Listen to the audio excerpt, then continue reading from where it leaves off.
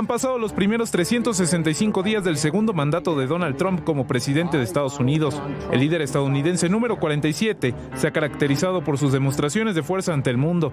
Impuestos, bombardeos, persecución a migrantes, abandono de tratados internacionales, dobles discursos y la llamada doctrina Monroe han protagonizado el segundo periodo del republicano en la Casa Blanca. Make America great again.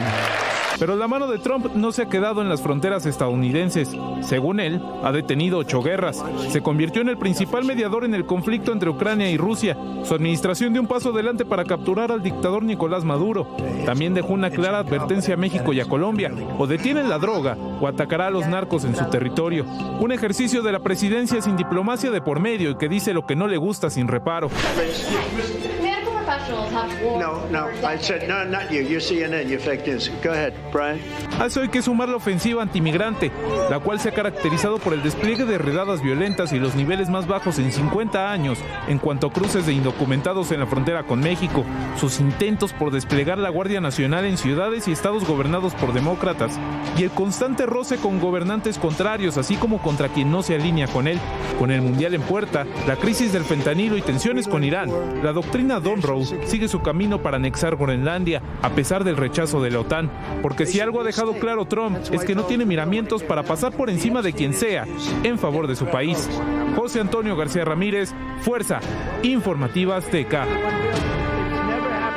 Pues así andan las cosas, con Trump pisando a fondo el acelerador, le van saliendo las cosas. Y en la relación México-Estados Unidos, un montón de frentes, un montón de tensiones. Rasha Gotera, ¿cómo estás? ¿Qué tal? Buenas noches. Muy buenas noches, Lucy Bravo. Lucy. Bien, buenas noches, ¿cómo están? Buenas noches, Federico, ¿cómo te va? Bien, buenas noches, Lucy. Muy buenas noches. A ver, de lo macro y luego aterrizamos, si les parece, en nuestro país y en lo mucho que está ocurriendo en la relación México-Estados Unidos. Trump, ahora es Groenlandia. La semana pasada estábamos con Maduro, Venezuela.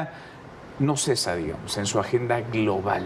Y le van saliendo, Lucy, le están saliendo las cosas. Tiene muy definida su agenda, su ruta, sus prioridades.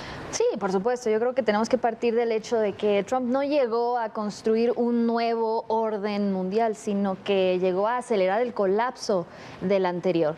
Lo que surja de aquí en adelante, pues todavía es una interrogante, porque si bien estamos en una era en la que la voz cantante, pues sí es en estos momentos la de Estados Unidos o la de Donald Trump, la realidad es que el hecho de que no hubiera instituciones multilaterales, por ejemplo, lo suficientemente fuertes para contener pues esta marea de Trump, es porque se vaciaron desde dentro desde hace mucho tiempo, mucho antes de que llegara Trump a la Casa Blanca. Y entonces, aunque muchos quizás crean que es materia o que podría celebrarse, digamos, el fin de una hegemonía problemática, la realidad es que el riesgo es no tanto que no haya ya ningún mecanismo de contención, sino que el caos que puede surgir pues es totalmente impredecible. Entonces hay que entender que Trump llegó a instaurar una lógica mucho más antigua, que tiene que ver con jerarquía,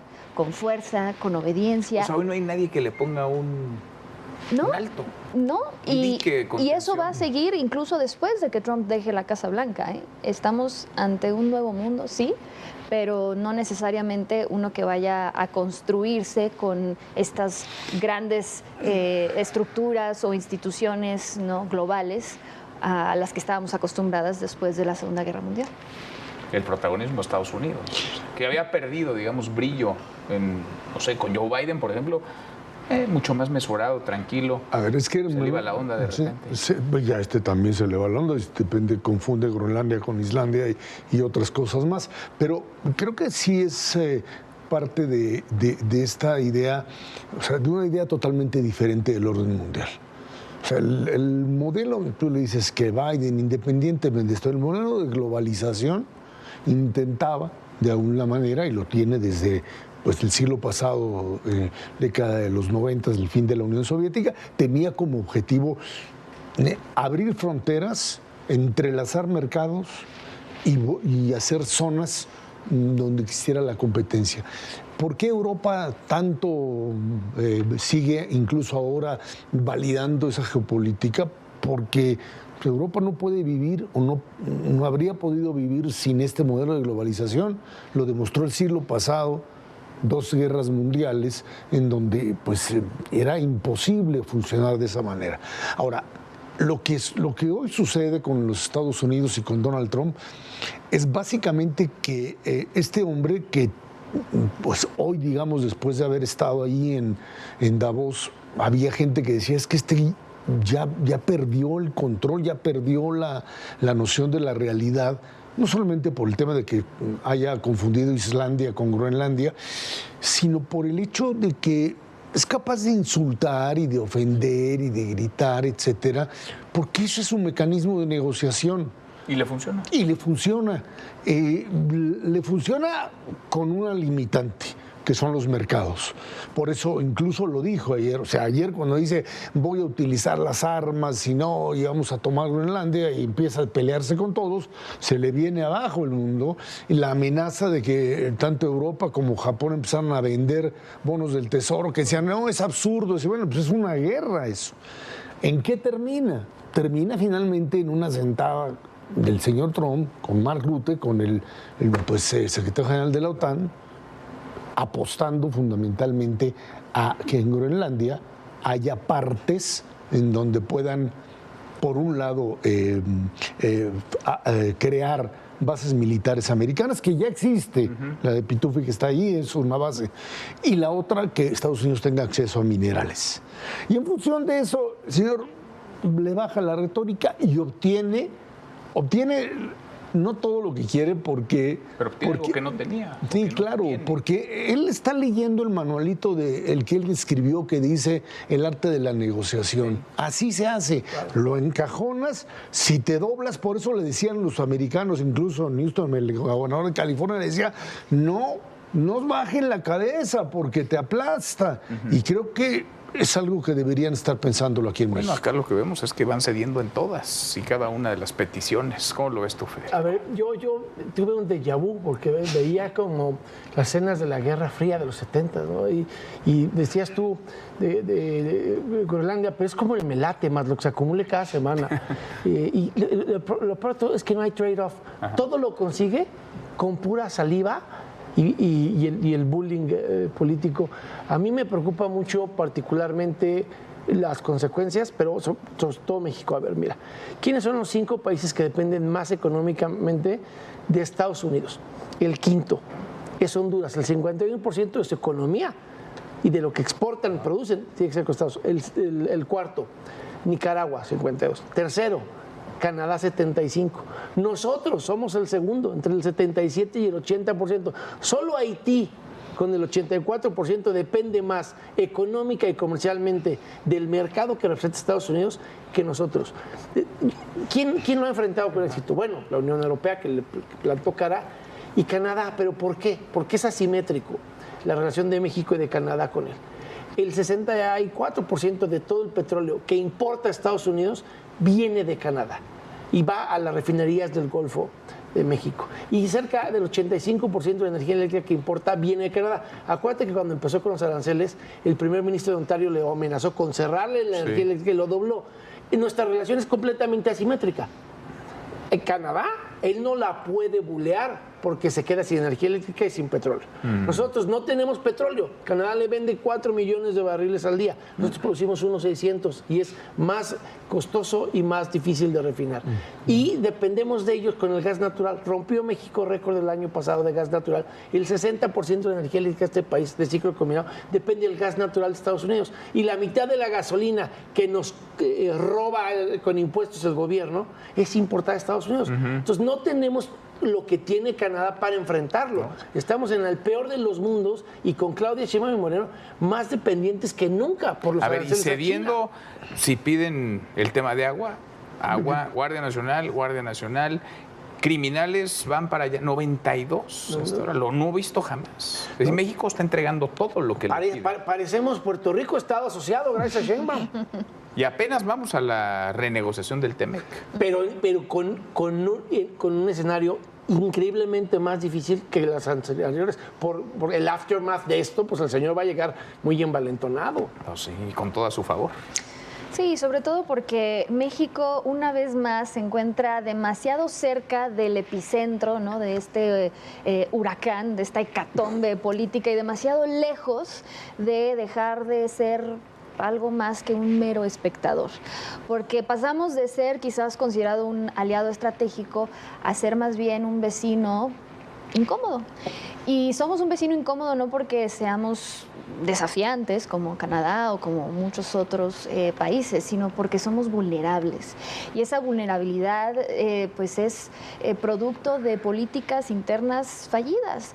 Desde el simple y sencillo hecho que desde el inicio la migración, la seguridad y la economía se convirtieran en estas palancas de presión, pues nos habla de una lectura errónea por parte del gobierno mexicano del momento que se está viviendo geopolítico, pero también de la relación bilateral, porque nadie se ocupó de desmantelar esas palancas o mínimo desactivarlas o ¿no? De alguna manera bloquear esas manijas para que no sean accesibles desde el exterior en cualquier momento.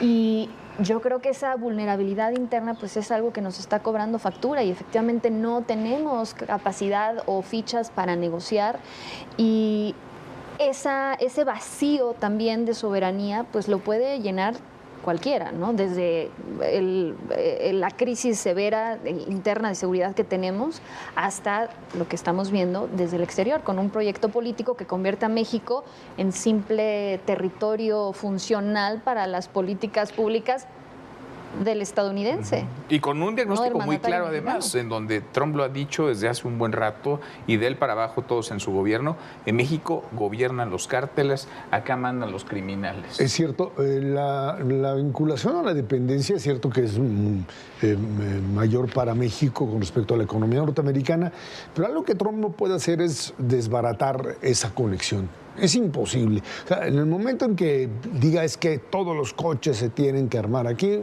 no hay forma, no hay mecanismo. O sea, hay una parte del modelo de globalización que ahí está y que creo que va a seguir funcionando.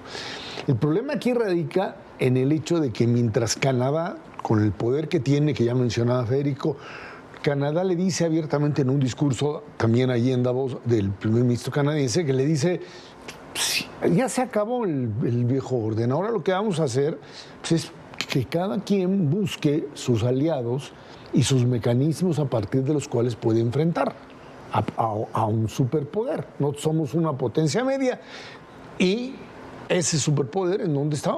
¿Cómo lo demuestra? Perdón, ¿cómo demuestra ese cambio Canadá? Pues trayendo con los chinos, los coches. sus enemigos, pero de mucho tiempo, y el escándalo y espionaje y no sé qué. Y le dice, bueno, pues vamos a manejar con China y vamos a ver qué pasa con otros países. Y empieza a darse aquí un reacomodo a nivel internacional. ¿Qué pasa en el caso de México? México está fuera del escenario. O sea, la presidenta no va. Y a quien mandan, perdón, pero son figuras que pues, son muy respetables, pero ¿Dice a quién mandaron? no, Marta Bárcena. Altagracia.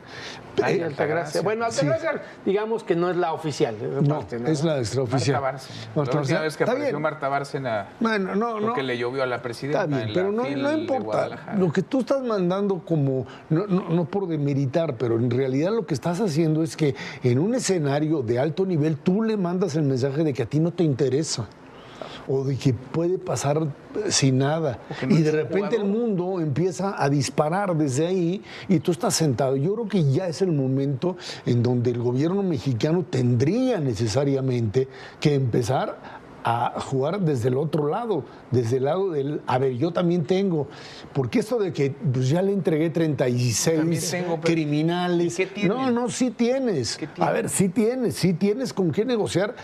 A ver, a ver, lo hizo López Obrador. Les abre la frontera del otro lado, les revientas con migrantes. Es un juego muy peligroso, porque aquí ya no estás hablando de diplomacia, sino de la imposición de la fuerza. Pero tu alternativa de bajar la cabeza pero no baja y la decir sí, aquí no a ver, pasa sí nada. fijan postura, defienden a Nicolás Maduro, le mandan petróleo a Cuba. Ahí está la posición de No, ahí México. eso ya es suicidio. Bueno, esa es la posición de México, del gobierno de México. Esa sí, pero también hay que retomar, a ver, dos cosas que se han dicho. Las palancas, decía Lucy. Bueno, escuchar hoy a Trump, a mí me traía la sangre caliente porque no se me olvida que a ese mandatario que fue a Davos a insultar a todo mundo, Andrés Manuel López Obrador fue a Washington a decirle que le agradecía en nombre del pueblo de México el trato respetuoso que nos dispensaba a los mexicanos. Cada vez que él denuestra a un país, incluido México, y yo digo, ahí nos empezó a tomar el pulso. Esa palanca se perdió desde esa época. Y de lo que dices, a ver, la peor posición es la que tiene México, es la nada política. Porque tú puedes conducir mal un país, pero decía Séneca que no hay viento favorable para el barco, que no sabe qué rumbo lleva. Y México, con Claudia Sheinbaum, en esta relación es como una balsa a la deriva. No tiene identidad propia, no tiene una agenda que defienda, que contraste. ¿Por qué? Pues porque los otros países tampoco tienen una imputación de la alianza intolerable con el fentanilo, con el narco, con el crimen organizado. Entonces a nosotros, como se dice coloquialmente, nos va a llover sobre mojado, porque es el modo de Trump con todos los demás, más lo que tienen las cortes de Chicago, de Brooklyn, lo que ya sabe FinCEN, ¿no? Con Brother Wang y todo el lavado de dinero en México. Y estos que mandó, la mayoría son del cártel de Sinaloa. Seguramente los pidió el Departamento de Justicia porque ya están en los testimonios de esas cortes. Y va a terminar de cuadrar casos donde cuando venga por los verdaderos responsables de la narcopolítica en México, el presidente va a tener la decisión más difícil que ha soñado, que es o pone a sus compañeros de partido o salva la economía. Y salvar la economía va a ser muy marginal, va a ser muy complicado. ¿Ves eso inevitable? El que vengan por narcopolíticos. Sí, porque no tienes garantía. A ver, ¿qué le dijo Marco Rubio? Resultados tangibles. Sí. ¿Y qué dijo Mark Coolidge? Mark Coolidge es el que de la embajada que le da seguimiento a la colaboración. Ya no queremos que se detengan a delincuentes, queremos que se desarticulen los cárteles. Y después de lo que pasó en Venezuela, a ver, ¿qué logró Trump? Quitó a Alex Saab. ¿Quién era Alex Saab? El ministro del gabinete que había lavado todo el dinero sucio de Chávez y de Maduro a través del programa Food for Oil, que es el mismo programa que replicó López Obrador con Segalmex. Acuérdate que apareció metanfetamina en bolsas de Segalmex en Asia, me parece que fue en Hong Kong. Ese mismo programa de lavado de dinero al narco lo llevó a cabo Morena con López Obrador y por eso quitaron a Alex Saab. Entonces, cada vez me parece que va a tener más configurado el modus operandi delictivo de Venezuela aplicado por Morena en México. Hay que recordar nada más que el 20 de enero, o sea, el día de ayer, cumplió un año en el poder. Y la guerra, digamos, durísima, la desata precisamente el día de ayer, bajo el principio de que aquí voy. Y hablando de México, no necesariamente lo mencionó así, pero dijo, ahora vamos por los narcos por tierra. Y sí, pues hasta que esté tierra, ¿Tú ves que van a venir por narcopolíticos? No, que van a pedir, así como han pedido a 92 criminales, estaban en cárceles mexicanas, ya estaban detenidos. Yo creo que los mandan allá como ofrenda, como regalo. Van a pedir narcopolíticos. Si eventualmente les sirve, además, como parte de lo que está viendo, para él ahorita lo más importante es noviembre. Él sabe que si no gana la elección en noviembre, si se la ganan los demócratas, lo van a meter al bote ahora sí. O sea, lo van a desaforar a él y lo van a desaforar también al vicepresidente, a Vance, a los dos. Esa es la única alternativa que tienen. Y creo que en ese momento, por eso es que Trump hoy tiene que recuperar esos niveles de popularidad que ha perdido dramáticamente en Estados Unidos. Sí, aunque, digamos, en materia de política interna en Estados Unidos, a pesar de ser un presidente profundamente impopular, incluso si lo comparas con los niveles que tenían en este momento de su segundo mandato sus predecesores, pues sigue siendo un mandatario muy fuerte, un mandatario que pues prácticamente cumple con su agenda, con todo lo que prometió en campaña. Aquí no hay sorpresas para nadie, lo que sí sorprende es que haya todavía... Pues, sorprendidos. Exactamente, o un gobierno que no haya tenido cosa altura de miras, que no tenga un proyecto a mediano o largo plazo y que incluso aproveche narrativamente pues este impulso para la lucha, por ejemplo, en contra del narcotráfico, para realmente tomarse en serio ese papel como un Estado soberano y no nada más dejarlo en la retórica o envolverse en esta bandera muy conveniente y hablar de soberanía cuando tienes territorios enteros bajo el yugo del crimen organizado. ¿Con qué cara te sientas a negociar y a hablar de soberanía? Y no deja de sorprender que incluso muchos de los reportes periodísticos de lo que ocurre en muchas de estas reuniones de alto nivel, se habla de funcionarios mexicanos que llegan, se sientan, piden lo mínimo, acceden a todo. Y eso te habla, ¿no? del momento que estamos viviendo y cómo este choque de trenes inevitable que iba a ocurrir y que aquí hemos diagnosticado ampliamente en estas mesas de análisis, iba a ocurrir. El gobierno mexicano va a tener que elegir entre su aliado estratégico, su socio comercial más importante o sus alianzas inconfesables.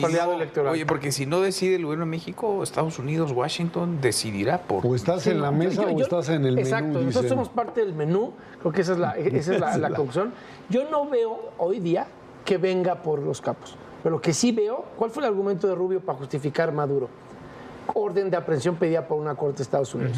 Aquí la diferencia es que Sheinbaum sí es democráticamente electa, no es una usurpadora. Bueno, no vienen por Maduro, ella. pero con que tenga las órdenes de aprehensión, el que va a pagar los platos rotos se apellida Ebrard Casubón. Gracias, Federico. Lucy, gracias. Gracias, Ezra. Gracias. Hasta mañana, pásenla muy bien.